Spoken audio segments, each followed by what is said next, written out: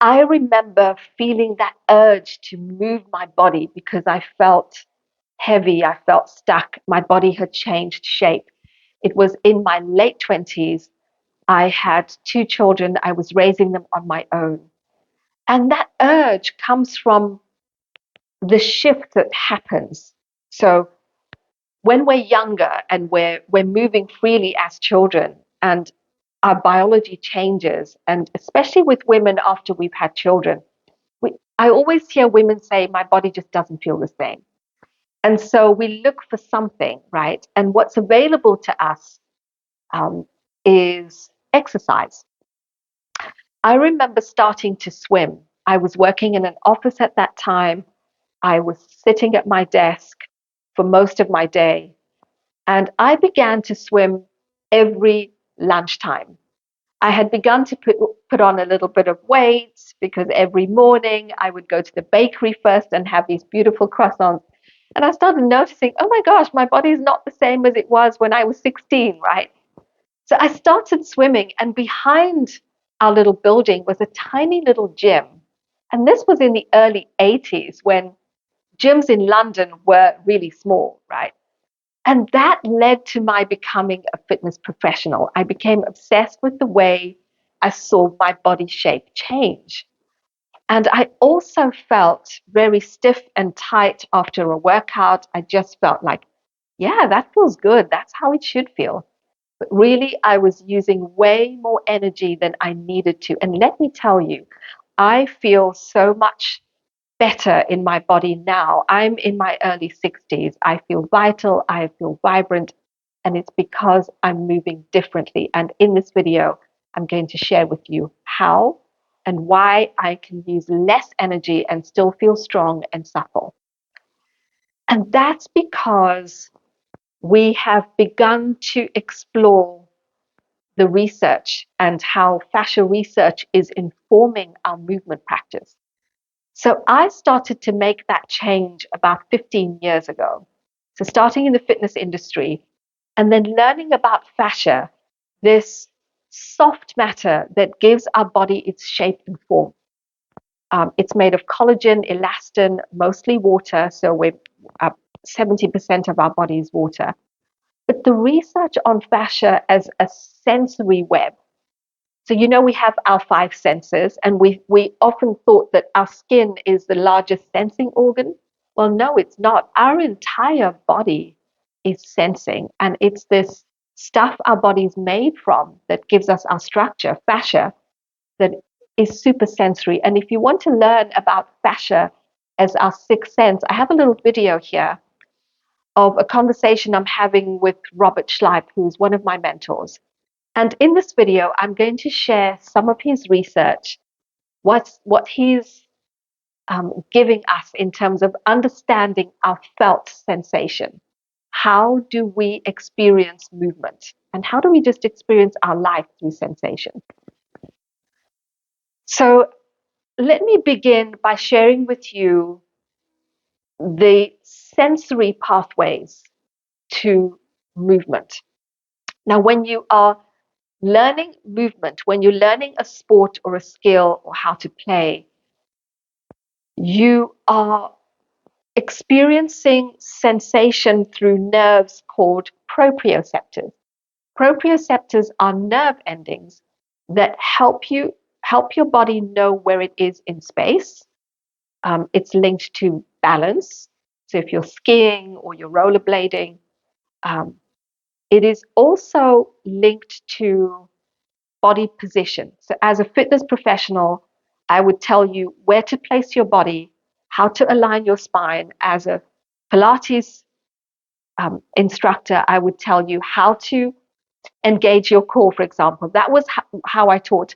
And in yoga, it was how to have your hips facing forward, how to modify those movements by using props. So those are all linked to proprioception, this body awareness. Now, embodied awareness, how you feel, is linked to interoception.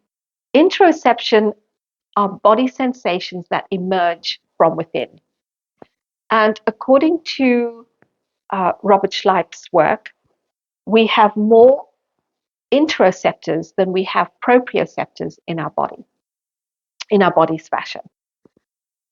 So, what does that mean for us in terms of movement? So, let me tell you that proprioception, telling someone where to place their body, goes through a different process. It goes to a part of your brain that deals with your motor skills, and it uses more energy. The whole biological process uses energy. Now, there's nothing wrong with that. You can rest the next day, your fascia will still repair, you'll still feel, you will feel vital. I know I felt that way. But let me tell you, this other way of tuning into your interoception is amazing. It's how we are meant to move, it's how our body moves, it's how we tap into our body's intelligence. So, interoception, let's come back to these body sensations that emerge from within.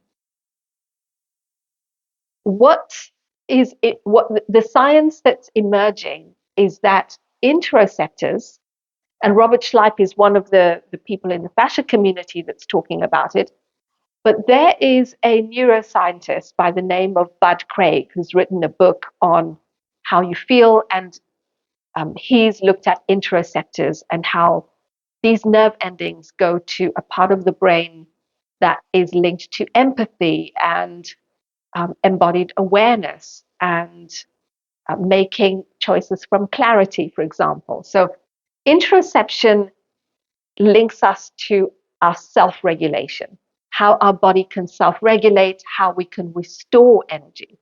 And that's really important because we want this energy, we want to know how to self regulate to restore energy when we experience stress, anxiety, or we're in this hypervigilant state when we've experienced trauma, when we're stuck in a trauma response.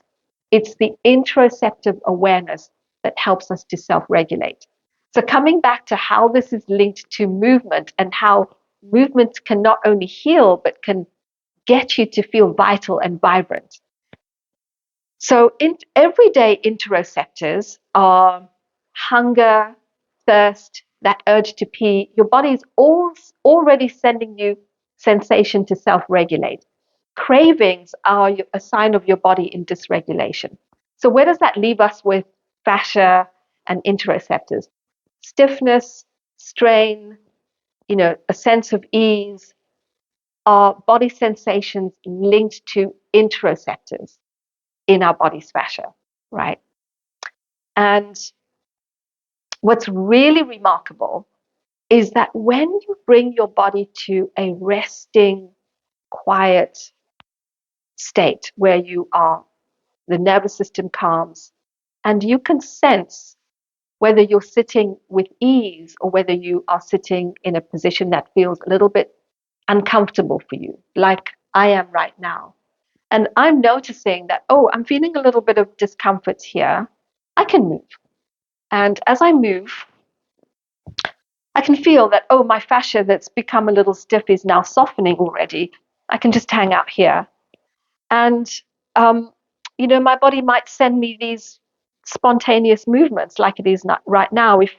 If I unfold my legs, you might see that, you know, um, my body's sending me movement. So just like your body sends you the urge to um, drink water, or you might feel butterflies in your tummy, body sensation. Pain sensations, inflammation sensations are interoceptors. It's how your body speaks to you from within. It helps you to self regulate. And when it comes to movements like this, intuitive movements, help you to revitalize, recharge. And when you are wanting to stay supple as you age, this type of movement is the best way. You're not adding any strain, you're actually revitalizing, and you're making the most of your collagen and the substance, the hyaluron, the stuff that gives you a plumpness in your whole body. It hydrates, It makes you feel nice and juicy, moisturized, right? That's what suppleness is. And not only that, so these movements that emerge from within, interoception, remember, is linked to empathy, self-regulation, uh, getting to know yourself, your embodied awareness, not just body awareness, not just body position, but how do I feel? How does this feel? And in soma sensing, I guide you to unlock this process. In the fascia community, it's called fascial unwinding. You can call it somatic unwinding. It's the body's way of taking care of you from the inside out. And when you tap into this blueprint of moving through this interoceptive sense, you begin to feel the urge to move, to run, to jump. And there's days when I'm outside and I just feel so vital and vibrant. I might want to pull away from something. Ooh, and the one that you will know that we're all familiar with is this movement. This, mm, oh, I've just woken up for the first time. I've been sitting for a long time. This is called pandiculation. You'll see me talk about it on this channel. That is your body sending you the urge to revitalize, to reset your nervous system. There are multiple processes happening at once. You're not just working with a structure or getting yourself fit. You are influencing your entire biology when you are sensing from within. So, interoception, I'm going to recap: proprioception, body position, alignment, body awareness of your position. Interoception is your embodied awareness.